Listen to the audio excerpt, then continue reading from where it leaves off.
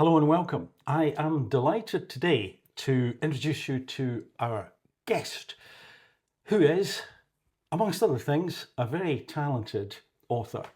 And Bill Coles, has kindly agreed to come along and talk about his book, his latest book, the one that is out right now. Hello, Bill. Mike, good to be here. Thanks so much for having me. No, absolutely my pleasure. Well, first of all, I should say I'm not on commission. You haven't paid me to do this. I asked you, you kindly agreed. I've read your book. Do you want to tell us what the title is? It's Movie Rogue. Movie Rogue. And this is part of a series, I believe, as It's well. part of the Rogue series, yes. Right. A scamp journalist is infiltrating various bizarre places. Cool. And I will go back. I want to read the first two. And I have another one coming out relatively soon as well. And I will also read that. But the one that I read that really grabbed my attention was, as you've just said, this, well, movie Rogue, as you call it. So is Rogue from the fact it's a sort of cheeky kind of, slightly daredevil journalist? Is that the rogue part? That is the Rogue part. Yeah, I used to work on The Sun. Aha. And for a while in the 90s, as Prince Harry so loves to call us, a scum-sucking hack. And so this character is based on a Sun reporter, which would be a bit like me because he's quite well spoken. He's quite posh, but it's me kind of like times 10, and so he's involved in a number of stories that actually happened. And the first one was based on a tabloid reporter getting into Buckingham Palace as a footman, and he actually worked on the Mirror, and he stayed there for a couple of months before blowing the whole story. The second one is based at Eton when Prince William was there, and I was heavily involved with that one. And the third one beautifully involves Stanley Kubrick's last film, Eyes Wide Shut, which is a very strange film.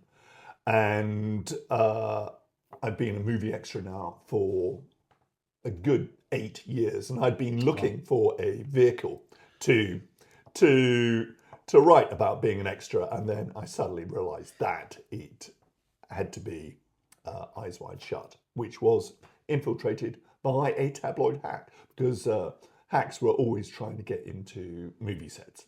Right. There's a lot in there. Yeah, there is. Sorry.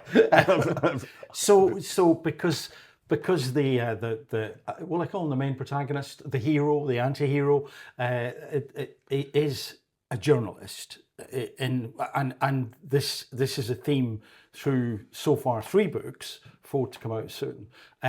You also have a lot of background knowledge. That's what you've worked in, journalism. So you're bringing some of your inside knowledge to apply to the story, but not the actual event. Yeah, I was a journalist, and the whole thing is based around the Sun newsroom in the 1990s, which Right. I worked in for a good 6-7 years. So that is part of the story. That's quite interesting. But the main chunk of it is on the movie set, and is this set of Eyes Wide Shut. In particular, there's this searingly graphic orgy scene, which took months and months to film. And the first half of the orgy is set at Elvedon Hall in Suffolk on the border. And this is the whole basis for the story.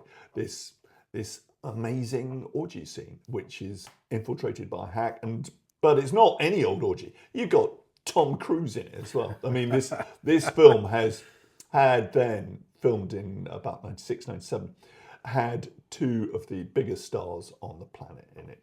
Tom Cruise and Nicole Kidman, who were married to each other.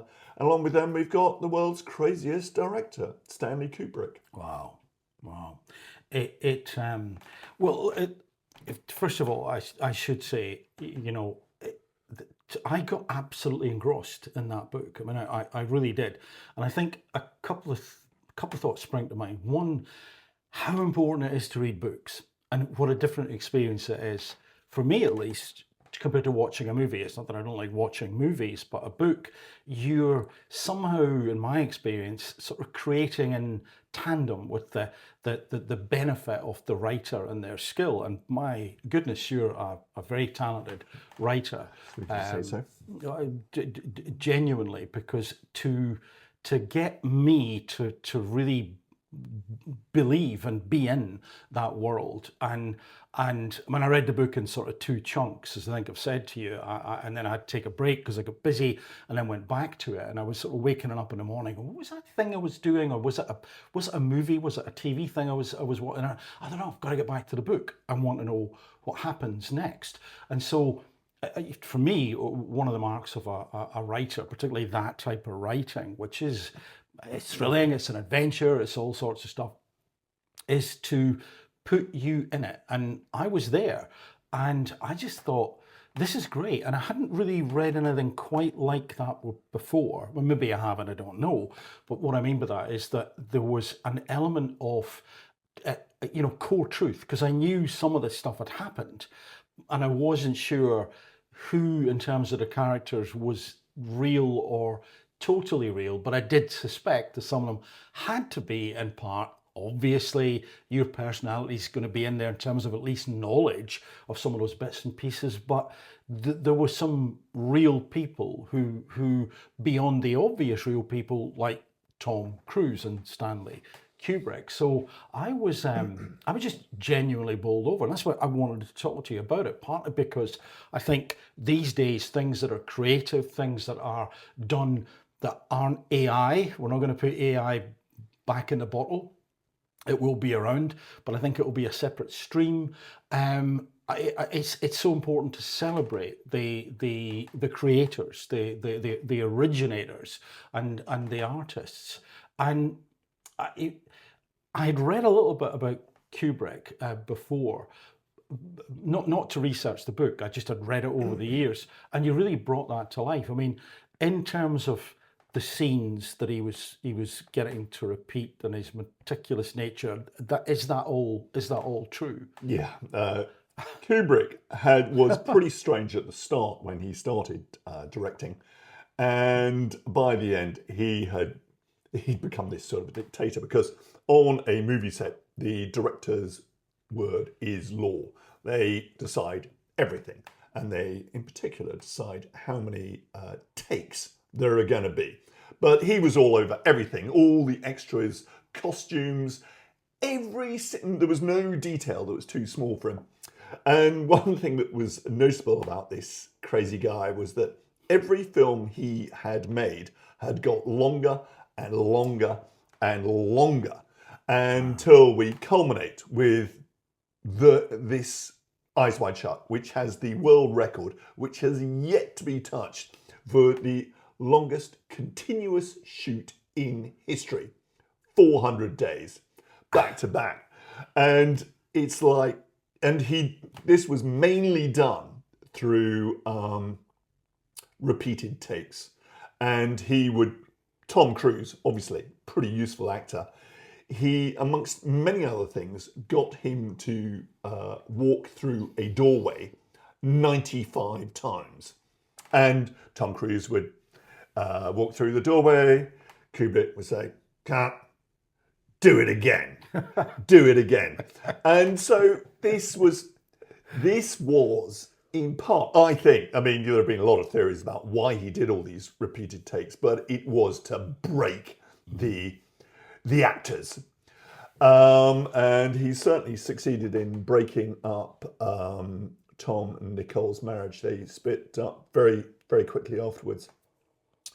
But he dressed it up as saying, what we do is we break it down and all these takes, and then something original and fresh comes up, as they're made to do the thing for about 100 times.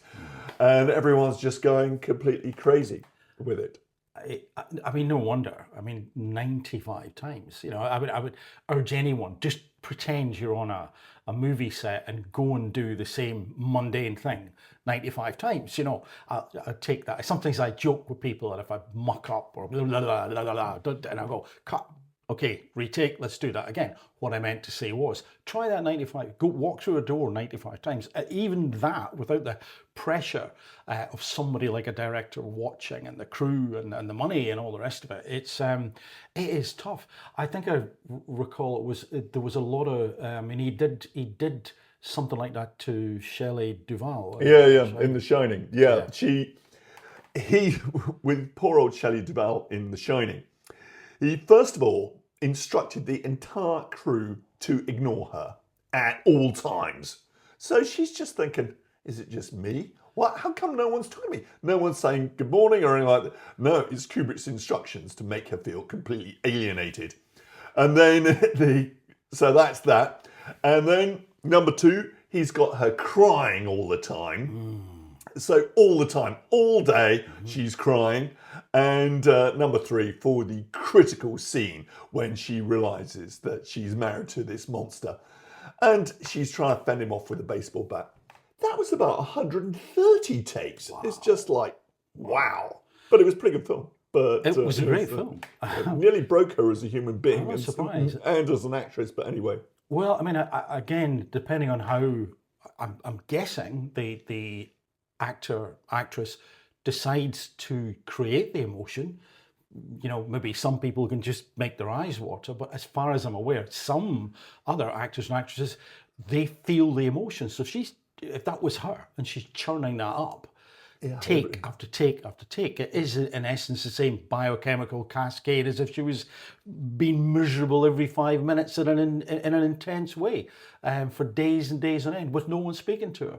Sounds a bit cruel to me. Is that libelous? Can I say that? Well, yes, he was cruel and mad, but you've got to ask yourself, what price art? I mean, you've got these 1,000,001 takes, you've got all these broken crew and broken actors and indeed broken marriages, but is the end result worth it? Yeah. Well, possibly in The Shining. Yeah. Yeah, but possibly. Is it worth it? Well, it's definitely going to be worth the nervous breakdown. Was Kubrick a genius, do you think? Was he a genius? All right, he was. I mean, his films were brilliant. Some of them, not all of them. But he was also a complete despot and a megalomaniac. And just the fact that Warner Bros., who largely funded his films, gave him carte blanche, because he always came in, under budget and he always delivered.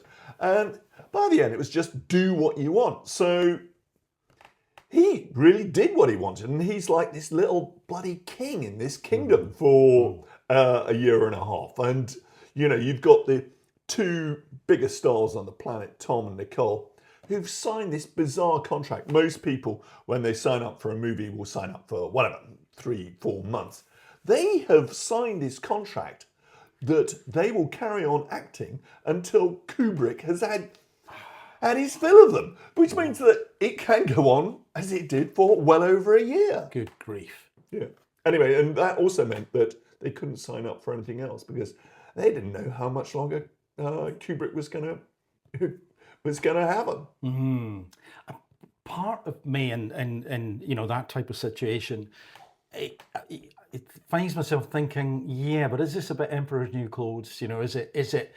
He's a genius, and something genius is going to happen, and it's really it's mysterious, but that's just the way he is. Even though these two very, very, very successful actors are caught in a contract that I guess theoretically has no end, potentially. Yeah. So I must have been tough. That must have been a tough gig for everyone involved. And so then we get into the fact that you're weaving into that some really interesting characters, and I think that, well, obviously Kubrick was real. Tom Cruise, Nicole Kidman, real. You've got the journalist who's in there, and is this based on a real character? Yeah. It was bizarre. I had been working in New York as the Sun's New York correspondent, and came back and just saw this old friend who had worked on the Sun. This is about '99, and Eyes Wide Shut was just coming out, and this was a Sun showbiz reporter called Sean Hall, and Sean had told me over a beer that he had actually been on the set of this magnificent orgy scene Right. at Elvedon Hall, and there to do what tabloid reporters do, which is get all the gossip and hopefully the pictures too, because the money shot would be Tom Cruise with topless beauties, would be perfect. Anyway, he was eventually thrown off and all the rest of it, but that was the basis of the story. Though I heard later that bizarrely, an American journalist from quite a respected paper also got in on there. Really? So yeah, the tabloid reporters or reporters trying to get in on sets and get all the dirt and the pictures Right. is Right. of course it's good stuff, because somebody like Tom Cruise, yeah, he's big star. Yeah, Sells yeah, papers. huge. I mean, huge, and anything that people can glean from it, and there is a public out there who want to see that stuff. Obviously, Yeah. otherwise we wouldn't be bothered trying to infiltrate. And in terms then of if we think about the fact that you've got a true story in there. I mean, there's a lot of truth in that. How, from a writer's perspective, I mean, where would you begin with such a thing? What attracts your attention in the first place? And I guess I should narrow it down to the Rogue series, as I'll call it. How do you begin? What's the spark?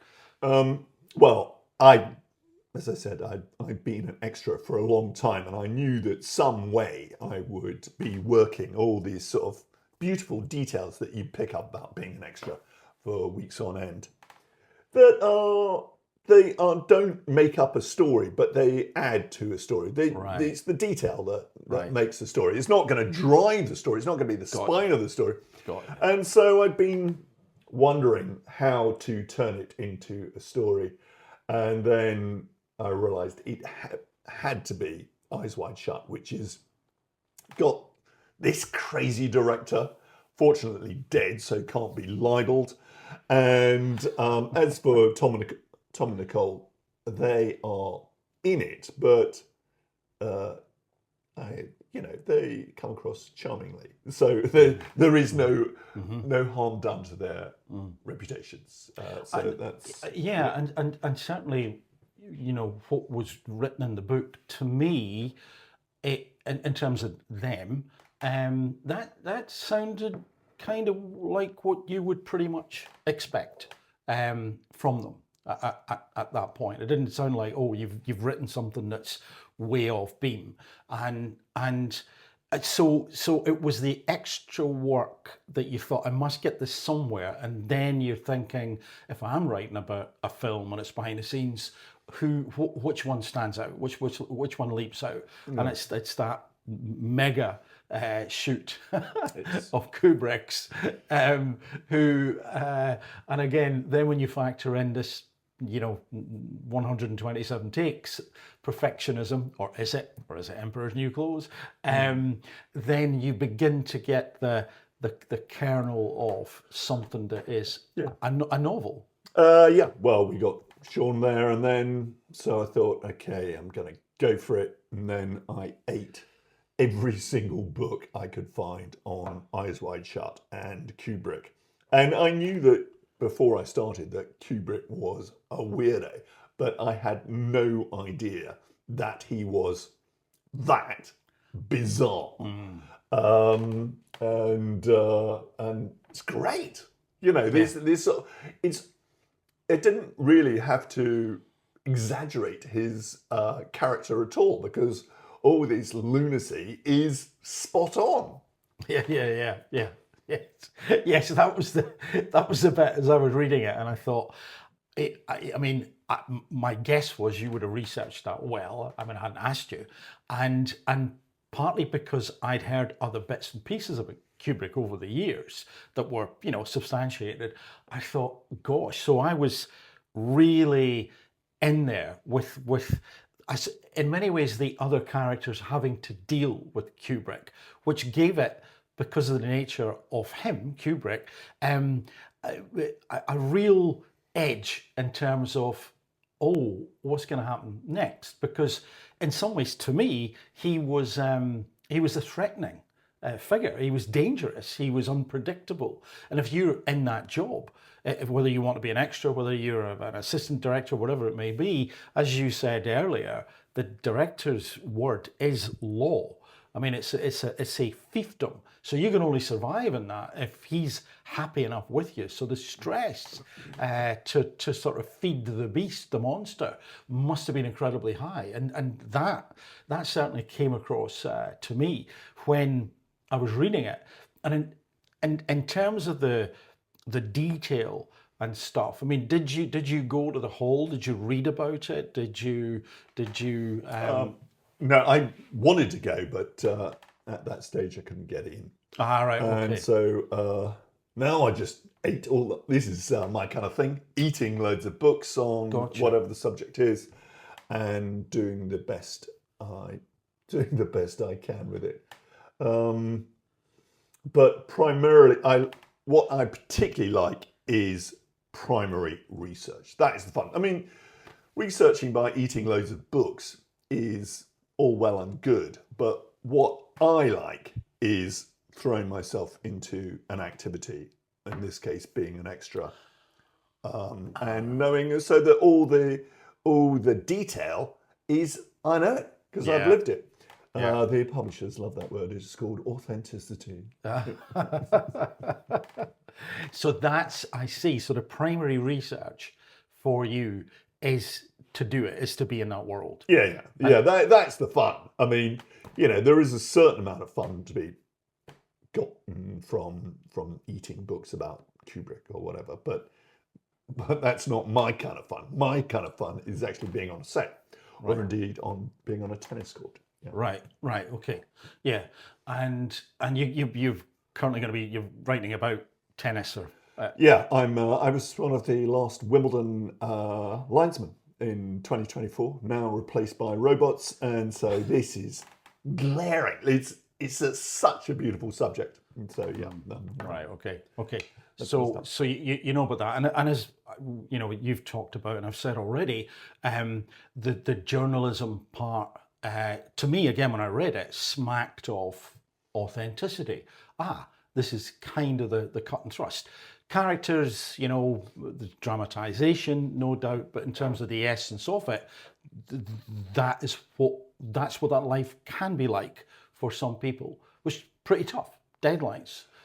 But thrilling if you're a young reporter, and particularly at the Sun 30 years ago, when it was in its pomp, and on a good day would have a circulation of over 5 million, and with a readership of about 12 million. That's a lot. Now its circulation 30 years later fallen through the floor.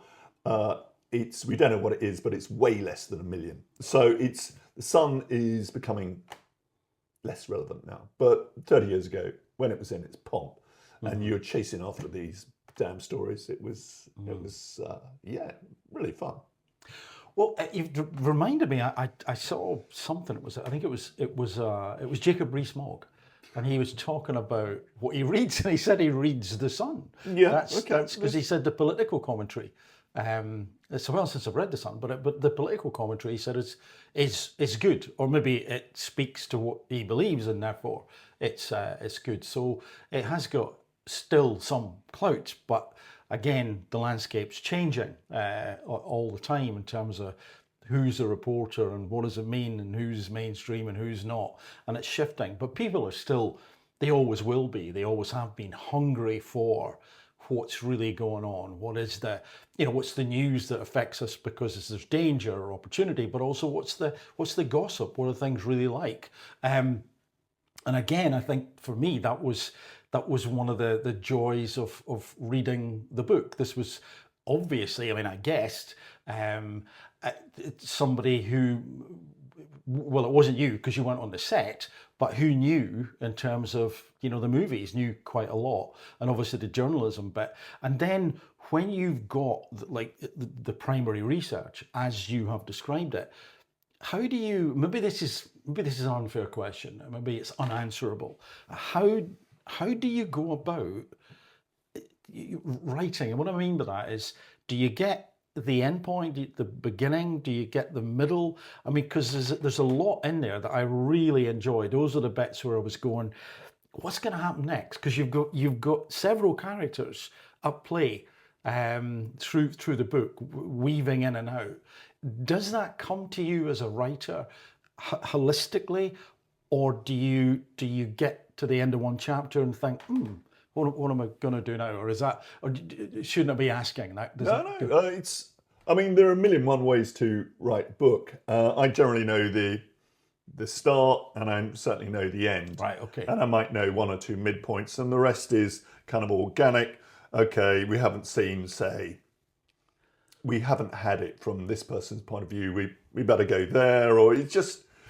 But this has taken quite some time to work out what works for me. And I love the words from Ian Banks, the late great Ian Banks, and I quote it to every aspirational writer. And it's so life affirming and beautiful, and I think they should have it up above their beds or possibly above their desks when they're waiting for the muse. And I'll share them with you now, Mike. Right. What he said was correctly, the first million words you write are shit. And so I have really done my million words. I did quite a few words at the Sun. And after I left the Sun, I thought I could write pretty fast. And I thought, I'm going to have a go knocking out a novel. And so I wrote turkey after turkey after turkey. I wrote 7 books before I got one into print. So right. 7 manuscripts before I got one into print. So that was effectively my million words. So after you've done your million words, you get a feel for what's kind of working and how to keep things spinning along. Right. Okay. Gotcha. Yeah. There might be some brilliant people who can punch out a book just bam like that. Mm-hmm. Mm-hmm. Nah, it's I'm old school. I'm all for paying your dues, and what really makes me laugh, I hear it particularly from loyally friends, is they say, "Yeah, I'm going to have a pop writing a book," and I say, "Well, come on in. The water's warm." If I were to want to be a lawyer, then it might take me a few years to have a crack at it. Maybe a degree or a law school, bar school, all the rest of it. Mm-hmm. And before, it might be 5 years before I was in court. Ditto being a doctor or an accountant. But for some reason, all these people imagine, oh yeah, but I could just punch out a book like that. Well, come on in, my friend. Yeah, and I guess as I was reading the book, part of that was on my mind as well. Now that you come to mention it, that this is not something you can just do, and I guess that's what I was getting to. What was the strategy? And that was the strategy. It was to write a million words. It was to understand what wasn't working, what got rejected, maybe why. It was also to find yourself in a position where you could look back at something you'd written and then, with the sort of lens of time go, yeah, I can see now how that could have been tightened up. That is very interesting. I sometimes, occasionally, look back at my old manuscripts to see whether they can be recycled, and no, they are. The ideas are okay, but the whole tone is wrong. And if you got the tone wrong, it drips through every sentence, and the whole thing is just like You can't do anything with it if the tone is wrong. What do you mean by tone, though? The tone of the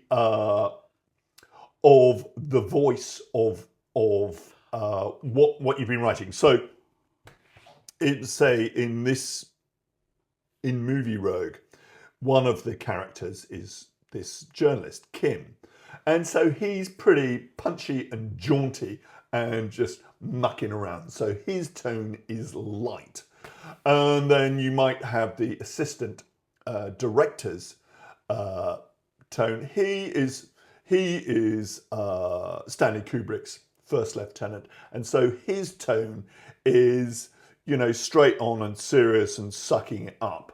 And then you've got the heroine, Nina. She's a former stripper. All the women who were hired for this orgy scene were all strippers, and she's got a different tone. So all these tones have. All these voices have to have different tones. And then there's this one woman who runs a bed and breakfast, Mrs. Cocker. And she has to have her own tone. She's pretty spiteful. But so they all have different flavours. But you've got to get the flavour right. If the tone is not authentic, then you lose the reader.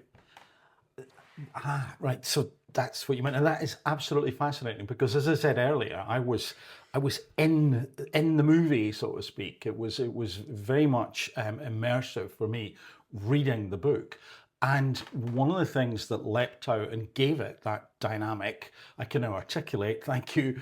It was to do what you're describing as tone, because they were real people. Kim, real. Nina, absolutely real, to the point where you go, of these individuals, who is pretty much a person who existed. Now, I could identify that in terms of Kubrick, but the other ones, they were all real. Now, I know that that's probably not strictly true, but for me, the reader, they were real. That's what helped propel the story. I guess the tension, the what's going to happen next, how will they get out of that? Oh, I care about that individual, I care about that couple, has to come from, again, I'm just thinking out loud, me believing in them, which, to use your word again, if I've got this right, is if you get that tone correct, then it will make sense in terms of the story and in terms of my buy-in to each of those characters. And therefore, if you put the framework of here's what's happening, you then care about or don't like them because they're real.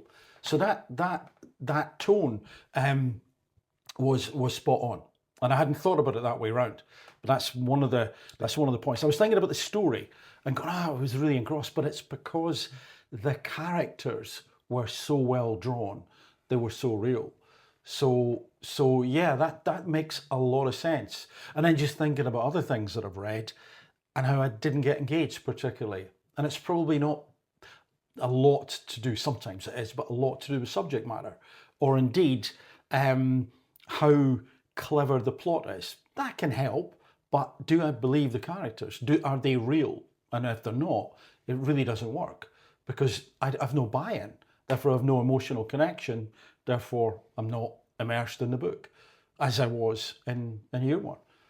Very, very, very interesting. And was that then the same strategy for book one and book two in the series? Like you primary research and then thinking about the tone? Yeah, the first one, I mean, it's now part of a series. So, and by the time you've hit the third one, you really know what you're doing. The first time, you're sort of working out, and does this work? Because it is a kind of new style of rom-com. Yeah. I'm a member of the Romantic Novelists Association, and I can tell you there are not many men in it at all. How many men do you think? What percentage of men are in the romantic? Is this a UK wide? Yeah. 500,000, 1,000. Okay, what percentage? Oh, sorry. 1,000%. Pay attention. Yeah, because it would have been 1,000. Oh, now you're. I'm going to go low because yeah, that's the vibe I'm getting. 10%. Okay. Well, recently my old buddy John died. He was aged about 75. He was a member of the RNA along with me. And that took the male membership down to 0.9. Wow. So there were nine of us. But so this style of book is very unusual, or of rom-com is unusual because it's a weird way of doing a rom-com with this sort of weird reporter. And in film and in fiction, tabloid reporters are always awful by definition because they're scumsuckers. But my tabloid reporter has this single redeeming quality, that he's a matchmaker. And so he brings the people together. And so with the first book, I was still working out how it all works and the rest of it. And then but now I have fairly hit my stride. I know exactly what I'm doing, and we can bring back old characters. And some of the characters in the book, I particularly like naming characters after real people. So at the Sun, when I was there was this photographer called Grubby, who was called Grubby because he was damn grubby. Yeah. So Grubby features, and then my opposite number on the Daily Mirror was a guy called Charlie Bain, old Harrovian. And so Charlie is in it. And I thought, I could have changed Charlie's name. I thought, no, sod it. I'm just going to call him Charlie Bain. No, that's interesting in of itself. We'll come back to the rom-com, but that's absolutely fascinating. When you mentioned Grubby there, I go, yeah, Grubby, because I know him. Because you wrote in such a way that he was very real. That's I come back to, for me, that immersive element, and I tend to think visually as well, and so I can picture him. I've got an idea about who he is, and that's just fascinating. That literally you said that name, wasn't immediately thinking about him because we were talking about Tom Cruise and Kubrick. I went, oh yeah, old Grubby, yes. So once more, I would emphasise I'm not on commission.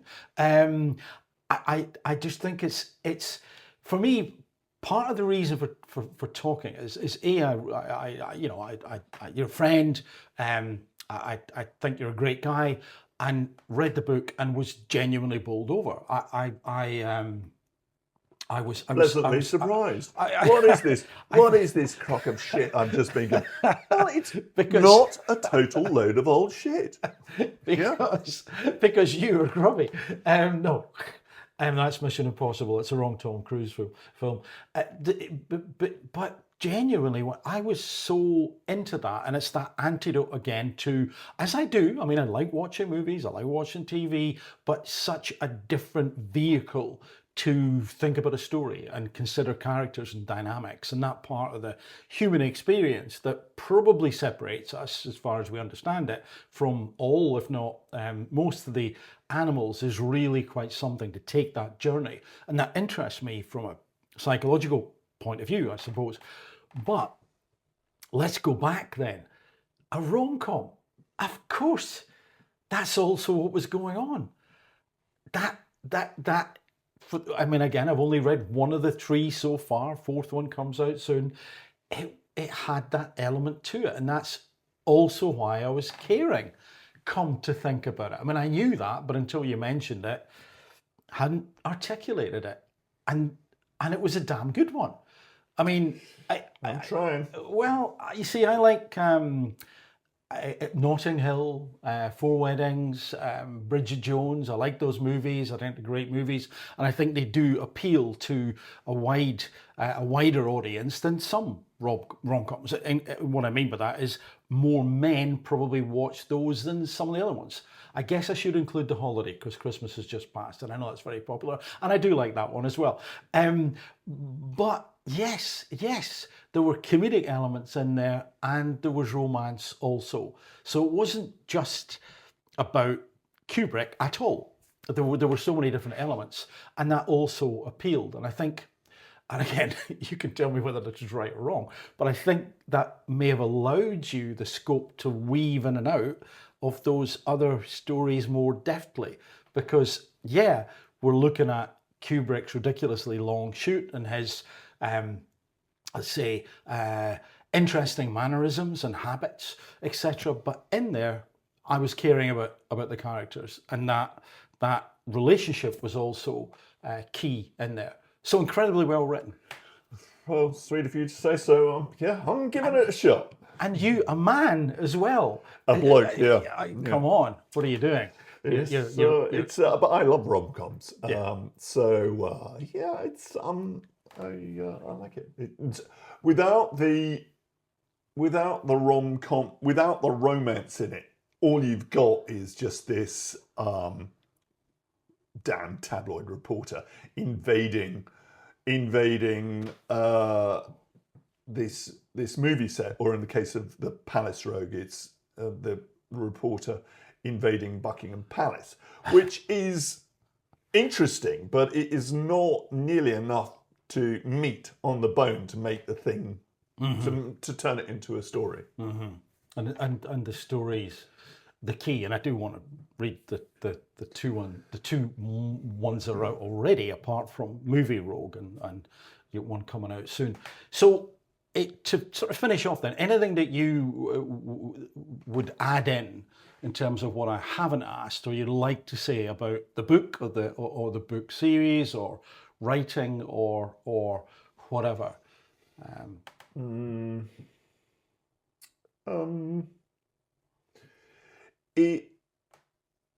hoping it's fresh. That as rom-coms go, it's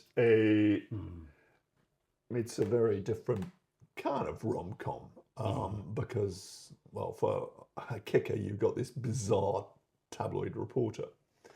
And you know, the stuff about the orgy, the making of it, the behind the scenes stuff, it's fun. Yeah. And as you say that, and thank you, it has in of itself the capacity, it just dawns on me, to be something off a little movie, or, you know, a little... You know where to find me. TV series. Yeah. Of course, yeah. I was thinking about one more thing. That the Kubrick worked with a lot of big stars, and I wanted to include all these little stories about Kirk Douglas in, because they're just fun. And one of the more bizarre stories was when he was filming Barry Lyndon with Ryan O'Neal. And Ryan was a pretty big star at the time. And Barry Lyndon does bang on a bit. It's a pretty good film. And towards the end of the shoot, Kubrick says to Ryan, I booked you into a Swiss clinic. And Ryan says, why have you booked me into a Swiss clinic? And Kubrick says, it's to get your leg chopped off. We need it for the end of the film. And Ryan O'Neal says, is that really necessary to chop my leg off? And Kubrick says, well, I just don't know how else we're going to do it. Mad. And do you think he was semi-serious? Well, yeah, probably, but with Kubrick, maybe it was an elaborate joke. I hadn't thought about that, but I mean, he was so. It would be rather like with Donald Trump saying, "Is he serious? Is he not serious?" Yeah, I don't know. Anyway, I took it serious, but you're quite right. It could be a joke. And anyway, the last thing that is slightly amuses, I occasionally give lectures to students, journo students, and they like to hear about the Sun newsroom and what it used to be like before the whole thing was cut to pieces. But they used to have this big office in Fortress Wapping, which was an old warehouse. And there were no windows in it at all. because you wouldn't, except for the skylights at the top. So you couldn't tell whether it was 3 a.m. or 3 p.m. because there was no damn light. Anyway, it did have this magnificent sign above the front doors as you went in. And the first time I walked under them as a freelancer, the hairs went up on the back of my neck because it was this huge call to arms. And it wouldn't work at many other places. It wouldn't work at a bank or an insurance company or not really a school or a college, but at the Sun, it did work. You'd literally had that feeling. Yeah, and it was, anyway, the sign was, walk tall, you're entering Sun Country. And you thought, okay, I'm entering the heart of darkness. but at the time, it wouldn't have been hard. You'd be thinking, yeah. Well, no, I'm thinking, okay, here we go. And then you, whoa. Yeah. So sort of energized atmosphere. Yeah, every day it sort of starts it's rather like The Sorcerer's Apprentice, actually, if you know the piece of music, which starts off just a little bit, just pulsing, and you've got news editors and everyone just grazing and looking at the papers, and then by about lunch it's picking up, and then 2 o'clock, 3 o'clock, 4 o'clock, the whole thing is pounding. Wow. And everyone, because really everything had to be done by about 5-ish or so. Certainly all the reporters' copy had to be filed by about 4 or 5. Yeah. And then the whole machine is thrumming every single day. And that's how it started every single day. It was, and then next day, slate wipe clean, off we go again. Yeah. You've got to have the right mindset for that stuff. That's for sure. Start from scratch. For a short while. It was thrilling. Yeah. Thank you. Well, I think that just talking to you has been really insightful, really enjoyable. And also, that sudden realization that I had about, wouldn't it be fascinating? Wouldn't it be great if at least the one I've read, but possibly the whole series, was turned into something? Because it would make a great drama. Yeah, you wouldn't say no. And the Tom Cruise part, has it been cast yet? I don't want to put ideas into your mind. Well, Tom would obviously love the book so much that he'd play it himself. He probably would. I'll play. He'd be, he'd say, guys, I've never done a rom-com before, but I'm going to give it a crack. It looks like fun. Well, Tanema recently finished a TV anthology series, Stranger Things. Mm-hmm. And on that bombshell, Bill, thank you very much for your time. Thank you so much. It's been a great pleasure. No, it's been an absolute delight. Thank you.